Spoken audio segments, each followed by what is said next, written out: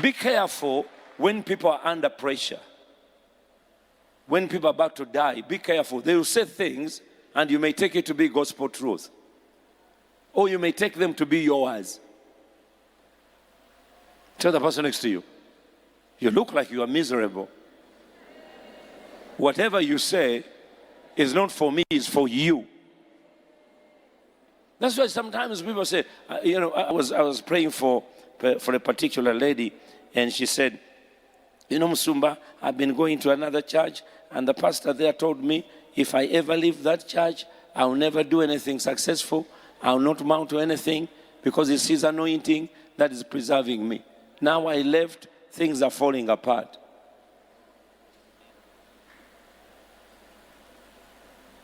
I looked at her. I said, then what do you want me to do for you? I said, I want you to break that. I said, break what? I said to her, when you went to that church, before you went to that church, did you have anything? She said, yeah, everything. I said, so what did he do to you? What did he do for you? What did he do for you? You went there when you had a car, you had a house, you had a family, you had everything. So what did his anointing do for you? He said, nothing. And I've been giving all my money there. He calls me that if I don't give the money, God brought me here, he will take it from me. Now my child is in the hospital in Butabika. I think he said, because I left. I said, listen, lady, let me just ask a question. Do you have a relative in your family who is mentally challenged? She said, yes, my uncle. I said, what about on the father's side? He said, yeah, the brother of the father. Yeah, he's been in and out of Butabika. I said, you are dealing with probably a genetic problem, not a demonic problem. Ignorance is very stupid. I said that whoever that person is has added nothing to you but misery. Because it's telling you he's God, and without him you cannot survive.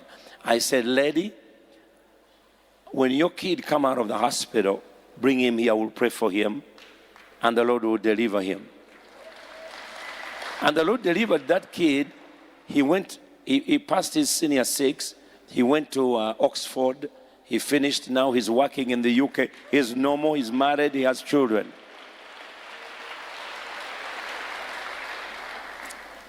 Tell the person next to you, you can add nothing to me or take nothing from me. I don't know why people subject themselves to such stupidity, but we do. But anyway, let's go back to this point that I was sharing you. You did not come you came with something. Job was under stress of a magnitude. He saw his wealth, his body, his skin going away. His wife actually told him, deny God and die. That is the environment I want you to understand. But to say, I came with nothing, I live with nothing, is not true. You came here with something. The problem, you're not using it. It may be a talent. It may be running. It may be singing. It may be carpentry. I mean, you came with a unique thing. That's why your fingerprints are different from even your siblings. Because you are unique in your nature. God made you. All you need is education, knowledge, understanding, skill, training, and you all need all those things to add on to to better your gift, to seriously better your gift. God gave you a gift and you have it. Now he's giving you a gift of salvation. Now he's giving you a gift of faith. For the Bible says he has given each one of us a measure of faith. So even faith is a gift. So God keeps on adding gifts around you so that unique you will come out and live as an overcomer. And when the time comes for you to leave, the Bible said, your works will go with you. Your works will go with you.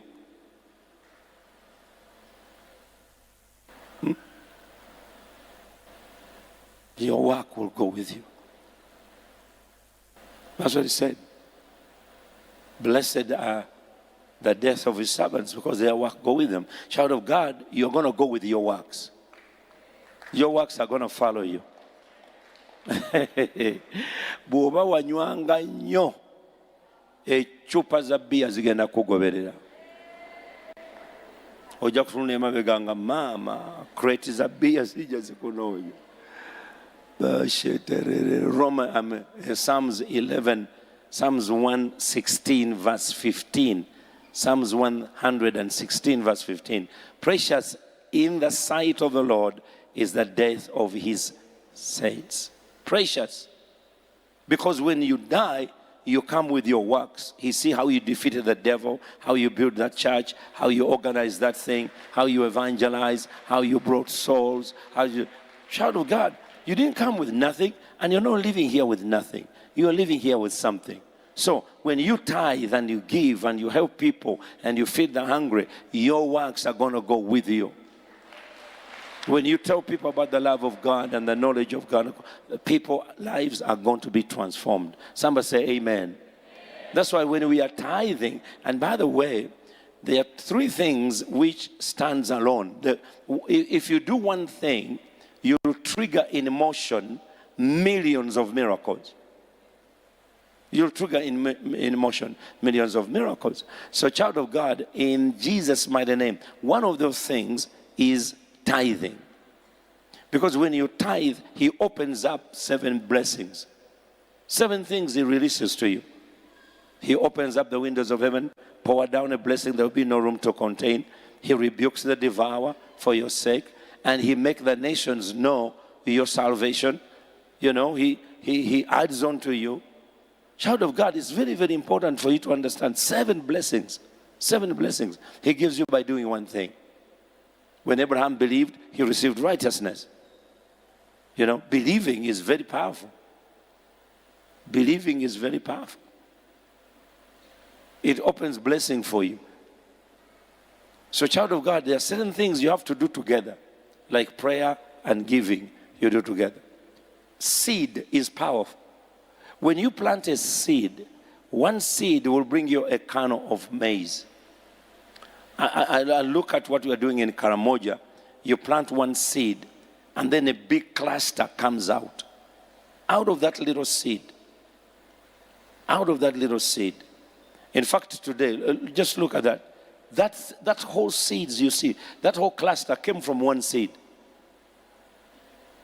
And by the way, I have some seeds of sorghum. I want you to look at that sorghum seed and see how small it is. And see how powerful it produces. Of course, you add on water and a blessing, and God will do that. Yeah, just get it, lump some in the hand. Just, you guys help me. Just grab something, put it in the hands of the people, and then the people can spread. Just put them in hands. I just want you to look how small, how teeny that seed is.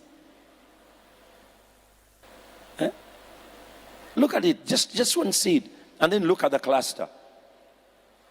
Look at it and look on the screen. Look at it, one seed. You don't have to have many, just a few. Person to other person, you know. Just give them a little. Because I just want you to see. Look at that little seed and look at that. Look at that little seed you have and see what that seed can produce. Child of God, that's why when you don't believe, and believe is not guesswork. Believe is reality. Is more than reality. Because that little seed, if you put it in the ground, that's what you're going to end up with. Exactly. That's how you're going to end up with that. So sometimes when it comes to seed, we underestimate yourself. So that's what the Bible says. When you give sparingly, you will reap sparingly. When you give bountifully, you will reap bountifully. So me as a farmer, I see when I'm planting, I can't plant, listen, I cannot plant 100 acres. And I said, I planted 100 acres. No way. 100 acres takes humans to harvest. When we plant 800 acres, 1,000 acres. It requires a combine harvester to go and pick it up. We used to go with a machine and harvest and then bring the combine harvester to the store. It's also costly. So we realized the machine consumes more fuel and is more expensive. So now we are bringing the trailer alongside the machine as it's harvesting. And in its scoop alone, it's 5 tons of that. In about 2 hours, it has 5 tons collected. 5 tons. 5 tons is 5,000 kilograms. In 2 hours. The harvest is bigger than the planting. You see, what is coming out when you sow is going to make a great miracle for you. The return is greater for your investment. That's why learn this, child of God. Learn this. That it's more blessed to give or to sow than to receive. It's more blessed. It's more blessed. And when you harvest, for example, when we use machines to harvest, all the chaff, the machine puts it down on the ground. So we don't have to have. Those are the things you see it's removing, all the chaff. It just puts it down. And that is very high nutritious for soil. So that's why our soil turns into black, from brown to black, brown to black, because we have the harvest. Now, by the time that the rain comes on it, and we come and plow again, and clear the field, and plant again, our crops comes back better. No fertilizers, nothing. Why? Because a seed you sow also gives you fertilizers. It blesses the soil back where it has come from. People of God, may God give you a great harvest that will keep on growing your business. You see? That will keep on growing your business. So it's very, very, very, very, very important. It's very, very important, people of God. So therefore, as we are going to give our tithe and offerings, please don't underestimate. You came with something. You have a gift, but you need more blessings of God to grow that gift of yours. Because that gift of yours is what makes you unique from everybody else. I'm not you, you are not me, but boy, all of us are going to become greater by the blessings of God. So get your envelope and please write your name clearly and your phone number on it, because we seriously pray for your envelopes, we pray for your seed, and also write the amount of money you are giving today. It helps us, our records, to keep, to know, in the name of Jesus, so that we can continue. Pray for you in Jesus' mighty name. So God is going to do wonderful, wonderful things, and is going to establish his plan for your life in Jesus' mighty name. Amen. Praise the Lord. Praise the Lord. Praise the Lord. Amen.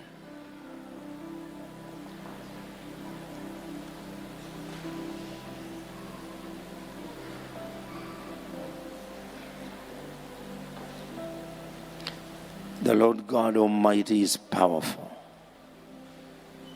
We give you praise. We give you praise. Amen. So those of you watching by television, take advantage of the Airtel code, MTN code, Momo Pay, Flex Pay.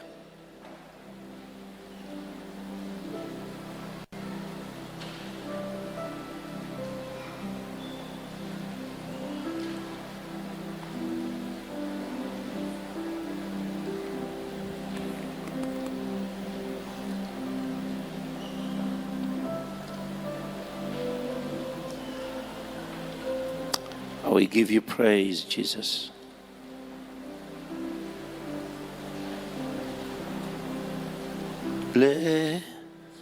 Blessed in the city, I'm blessed everywhere I go. Blessed in the country, I'm blessed.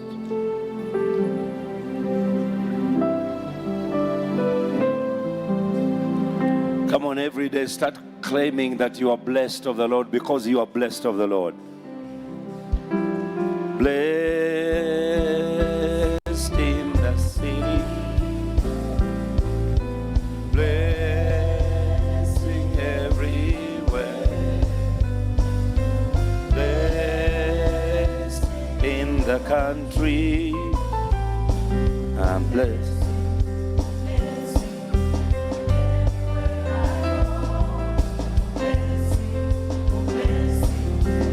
Everywhere, clap your hands. Blessed in the city, blessing everywhere, blessed in the country, I'm blessing, I'm blessing everywhere I go. Everywhere I go. Hallelujah. Say, I'm blessed. Okay, maybe seated. I'm going to get you out in the next 15 minutes. Number one, we've been talking about the door. We've been talking about the doors. So now I'm going to give you 7 reasons why a door is there. Why do we put doors on our buildings? Why do we put doors on our house? These are the reasons. Number one, of course, we are in the book of 1 Corinthians, 1 Corinthians chapter. I'll give you the scripture.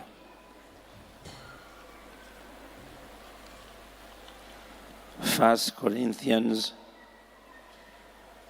chapter 16, verse 7, verse 9. Okay, it makes sense when you come from 7. But say, for a great door and effectual is opened unto me, and there are many adversaries. So I want you to look at 3 things. So say, great door. Say, a great door, effectual. So it's going to affect a lot of things. In this door, it's going to affect everything in your life. Everything, I said everything in your life is going to be affected by this great door. And we've discovered already that this great door is Jesus Christ. Because Jesus said in the Gospels, he said, I am the door. I am the door. And then he said, I'm standing at the door. So not only are you going through Jesus Christ to succeed, but also through Jesus Christ you're going to be protected. Okay, you're not going to go wrong. Oftentimes when people are going to do investment, they ask, what if I lose my investment? What lose? No, in Jesus you lose nothing. You gain everything. Now, I need to have believers in this house today. I said in Jesus you lose nothing, you gain everything. Okay? Because Jesus said, those who have lost their lives, they will get it back. You see? Those who have lost their lives for my sake, they will gain it back. If you lost your family, you lost everything, you will gain it back 100-fold. So in the kingdom of God, in Jesus' name, you lose nothing by investing in Jesus. Come on, somebody can say amen if you're a believer. That's what it said. So child of God, when it comes to investment, consider Jesus. I said, when it comes to investment, consider Jesus. Jesus is your great door. I said, Jesus is your great door to investment. And it's also at the door. So child of God, you have 2 things working for you. Jesus is the door, the great door, but also he's at the door. So these are the reasons why we put doors on our houses. Number 1, to permit entrance. Doors are there to give permit for entrance. So that nothing just comes in your house without your permission. When you have a great door, nothing is just going to come into your life. You're going to allow it to come in. That's why we have doors. Jesus will not allow anything else to come into your life. In fact, he went further and he said, listen to this, child of God. He went further and said, I will not put upon you the diseases I put upon the Egyptians, because you are my people. I'm going to protect you. So a door permits entrance. So, which means you're going to cast some things out of your house, and you're going to bring in some things in your house. Now, say these words. Say poverty, sickness, and disease, and fear. You're not allowed to come into my house. Come on, say it again.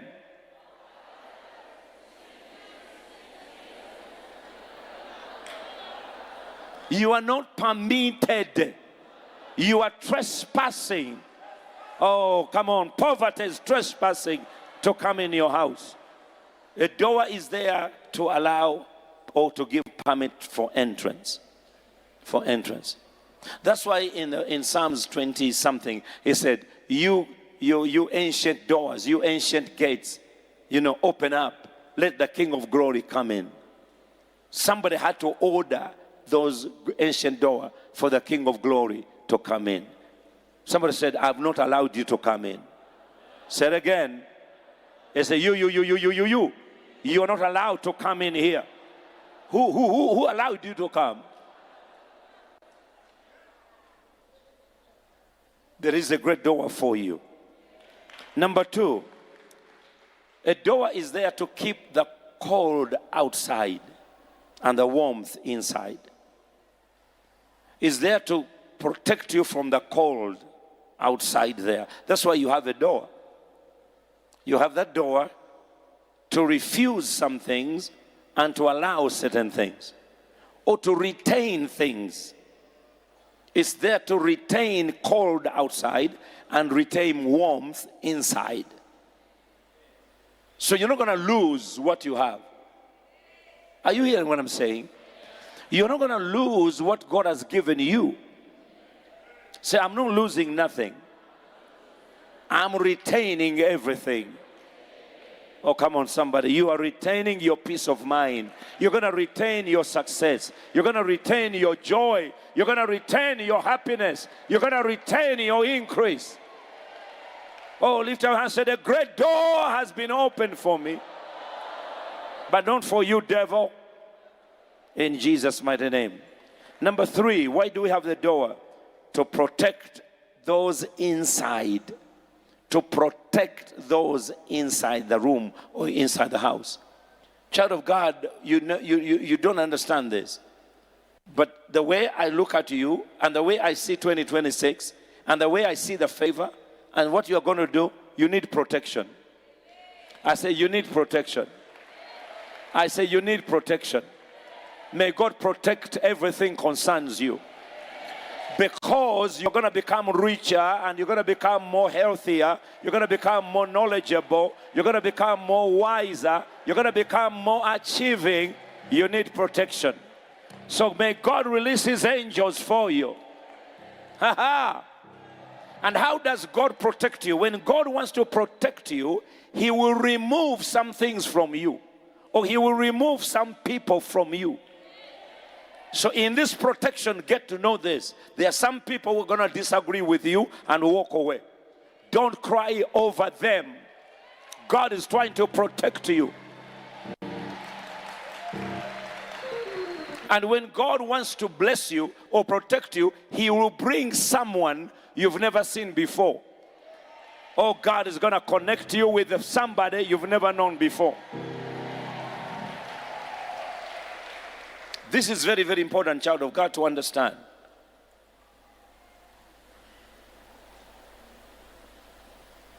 Some of us are still clinging on the clothes of 1970s.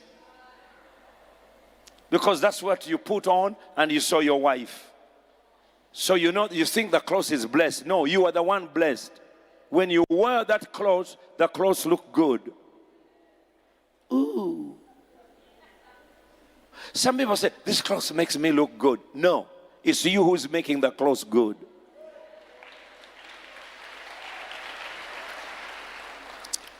Are you listening to what I'm saying?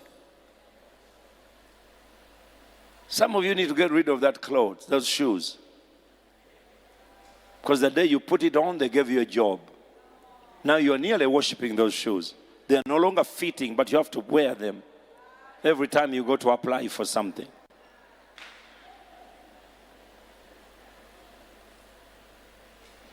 When God wants to protect you, He will remove people from you.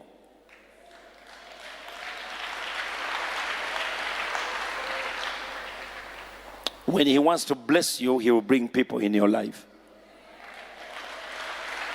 Raise your hand and say, Lord, I understand.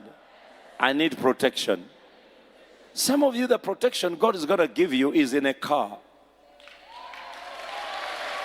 You can't be a billionaire on a border.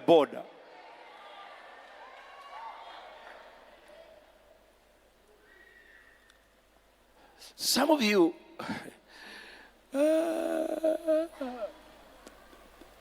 may God remove everybody who is negative about you. You don't need them. You don't need anything to put you down. You've been through a lot. You need the power to lift you up. You don't need people who are discouraging you.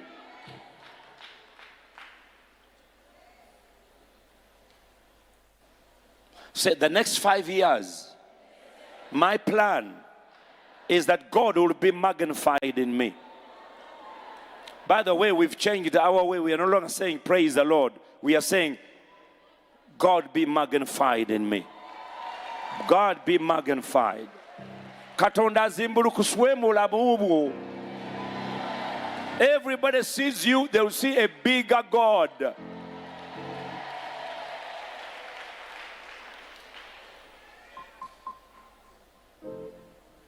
People think your God is too small.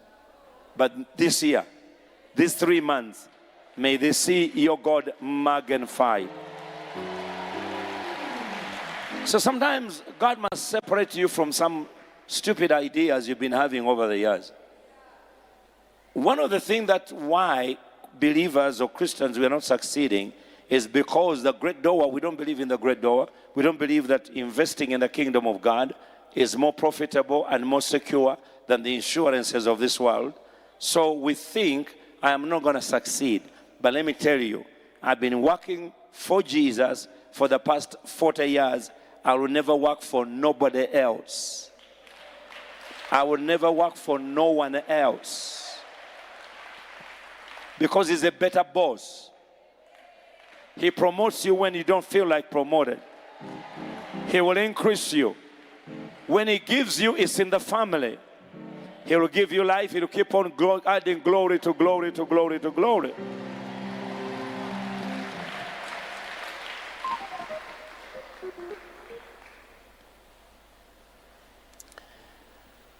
He gives you life when you don't even ask for it.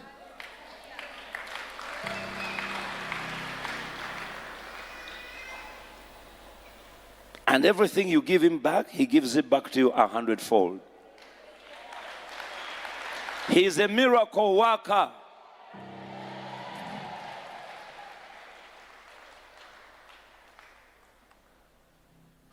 When I was in Zimbabwe last week, the word of the Lord came upon me, and Zimbabwe is one country which is full of, it has more prophets per capita than any other nation that I know of. Everybody's a prophet.